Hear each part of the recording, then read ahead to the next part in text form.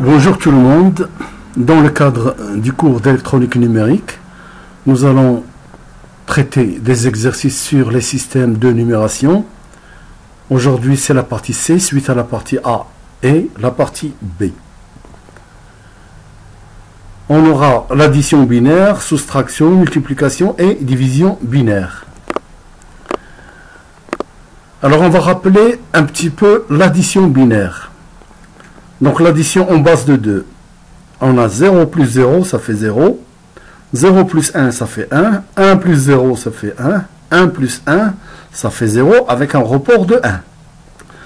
Admettons que nous voulons faire déterminer z égale x plus y, sachant que x égale ce nombre, y égale celui-là.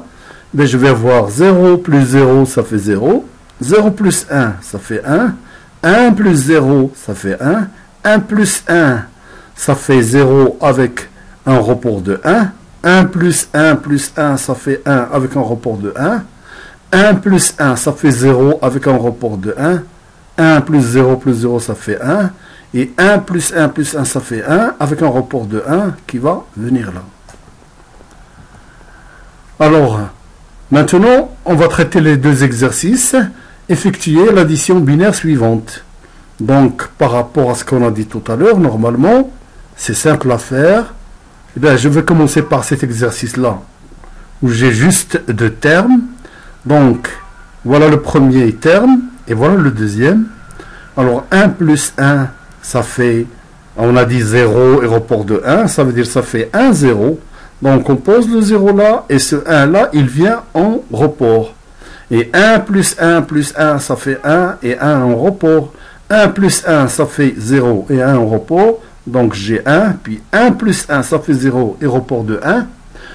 Plus 0, ça fait 1, et puis ça fait 1, 1. Voilà. Pour l'exercice 2, nous avons plusieurs termes. Donc le principe, elle est le même. Donc j'ai le premier, le deuxième, le troisième, le quatrième. Donc ça fait 1 plus 1 plus 1. Alors ça fait 1 et 1. Ça veut dire on va poser 1 et puis 1 en report. Et c'est le même principe pour le reste de l'addition. La même chose là, c'est d'autres exercices, cette fois avec la virgule. Donc l'addition de ce nombre avec celui-là et celui-là avec celui-là, on trouve facilement les deux résultats. Alors maintenant, on va rappeler un petit peu la soustraction binaire. Donc la soustraction en base de 2 se fait de la manière suivante. 0 moins 0, ça fait 0. 1 moins 0, ça fait 1. 1 moins 1, ça fait 0. Et 0 moins 1, ça fait 1 avec une retenue 1. Autrement dit, si on veut déterminer z qui est égal à x moins y, sachant que x égale à ce nombre et y égale à celui-là, eh bien on aura 0 moins 0, ça fait 0. 1 moins 0, ça fait 1. 1 moins 1, ça fait 0. 0 moins 1, ça fait 1 avec une retenue de 1. Donc 1 moins 1, c'est-à-dire ce 1, il va s'ajouter à 0. 1 moins 1, ça fait 0. 0 moins 1, ça fait 1 avec une retenue de 1. 1 plus 1, ça fait 0. Donc j'ai 0 là avec une retenue ici. Et 0 moins 0, ça fait 0. 1 moins 1, ça fait 0. Et voilà le résultat final.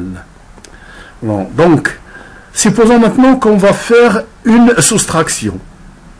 C'est-à-dire, et on suppose que x moins y, x est inférieur à y.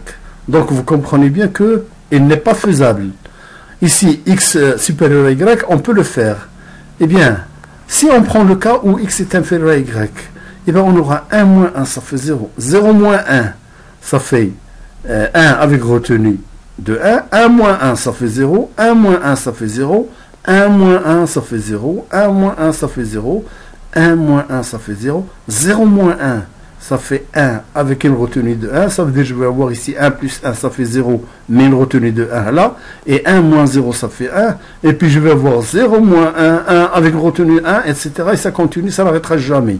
Donc ça veut dire que dans cet ordre-là, lorsque y est supérieur à x, il n'est pas faisable. Maintenant, on prend le cas où x est supérieur à y, donc c'est une opération ordinaire. Il n'y a rien à dire, on peut la faire sans problème.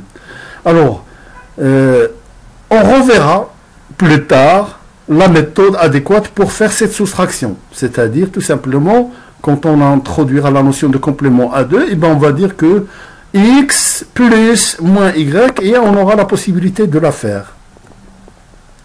Maintenant, effectuer l'opération de soustraction suivante. Donc c'est classique. Ça veut dire, toujours, c'est 0 moins 1, ça fait 1. Avec une retenue de 1. 1 plus 1, ça fait 0. 0 moins 0, ça fait 0. Avec une retenue de 1. 0 moins 1, etc., etc. Maintenant, la méthode est connue. Alors maintenant, on passera à la multiplication. C'est très facile en binaire. Voilà, on multiplie ce nombre par celui-là. Donc, si je prends ce nombre-là, qui va être multiplié par 1, donc ça veut dire que c'est tout simplement ce nombre tel qu'il est. Voilà. Et quand c'est 0, ça veut dire qu'on fait un décalage et on pose partout des zéros. Autrement dit, si j'ai tout ce nombre-là fois 1, et bien ça me fait ce nombre-là. Ensuite, et bien je fais un décalage, et comme c'est ce nombre-là toujours par 1, je refais ce nombre-là.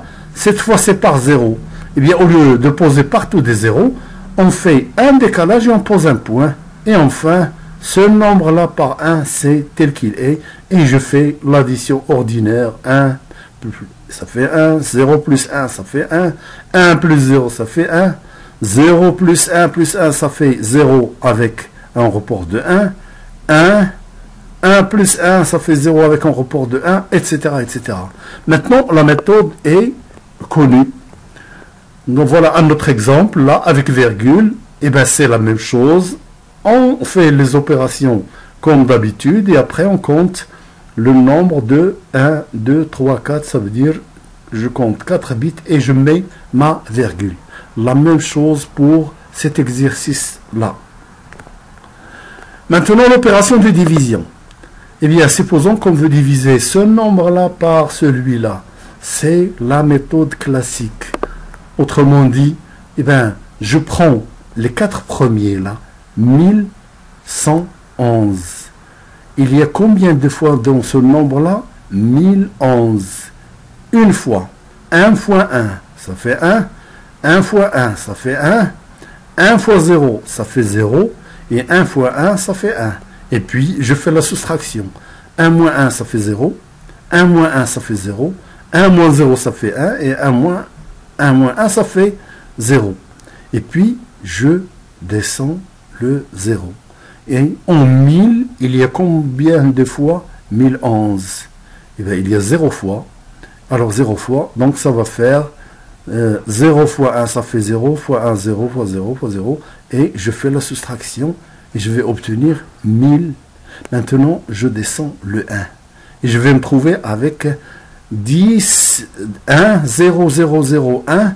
Il y a combien de fois 1011 dans ce nombre-là? Ben, il y a une fois. Donc, ça fait 1 fois 1, ça fait 1. 1 fois 1, ça fait 1. 1 fois 0, ça fait 0. 1 fois 1, ça fait 1. Et quand je vais faire la soustraction, ça va me faire 0. 0 moins 1, ça fait 1 avec une retenue de 1. 0 moins 1, ça fait 1 avec une retenue de 1. 1 plus 1, ça fait 0. Donc je fais une retenue là. Et ça fait 0 moins 0, 0. Et 1 moins 1, ça fait 0. Et enfin, je descends le dernier 0 là. Et je vais me trouver avec 1100 divisé par 1011. Eh bien, ça fait une fois. 1 fois 1, ça fait 1. 1 fois 1, ça fait 1. 1 fois 0, ça fait 0. Et 1 fois 1, ça fait 1. Je fais la soustraction. 0 moins 1, ça fait 1 avec une retenue là. 0, 1 plus 1, ça fait 0 avec une retenue de 1 là. Donc 0 moins 0, 0. 1 moins 1, ça fait 0. 1 moins 1, ça fait 0. Et puis, voilà, il va me rester 1. Alors, soit j'arrête là. Et si je veux continuer, dans ce cas-là, je peux descendre avec un autre 0 là. Mais dans ce cas-là, je vais introduire la virgule et je continue comme j'ai fait dans toute cette étape précédente. Merci pour votre attention.